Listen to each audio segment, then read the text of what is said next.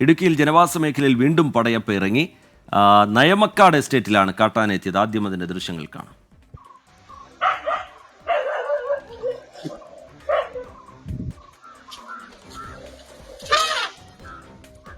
രാഹുൽ വിജയൻ വിവരങ്ങളുമായി ചേരുന്നുണ്ട് കട്ടപ്പനയിൽ നിന്ന്. രാഹുൽ, വിവരങ്ങൾ എന്താണ് രാഹുൽ?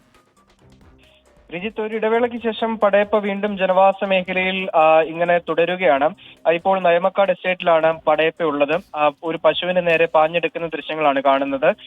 തോട്ടം തൊഴിലാളികളൊക്കെ വലിയ ആശങ്കയിലാണ് കഴിയുന്നത് എന്നുള്ളതാണ് മനസ്സിലാക്കാൻ കഴിയുന്നത്. എന്തായാലും വലിയ തരത്തിൽ ഈ പ്രദേശത്ത് കൃഷിനാശം ഉൾപ്പെടെ ഈ പടയപ്പ കാട്ടാന ഉണ്ടാക്കുന്നു എന്നുള്ളത് പരാതിയായി ഉയരുന്നുമുണ്ട്. കഴിഞ്ഞ ദിവസങ്ങളിലൊക്കെ കന്നിമല എസ്റ്റേറ്റ് ഭാഗത്തായിരുന്നു കാട്ടാന ഉണ്ടായിരുന്നത്. ഇന്നാണ് നയമക്കാട് എസ്റ്റേറ്റിലേക്ക് എത്തിയത് എന്നുള്ളതും നാട്ടുകാർ പറയുന്നുണ്ട്. അടിയന്തരമായി പ്രത്യേക ഒരു നിരീക്ഷണം പടയപ്പയ്ക്ക് നൽകണമെന്നുള്ളതാണ് പ്രധാനമായും നാട്ടുകാർ മുന്നോട്ട് വെക്കുന്നത്.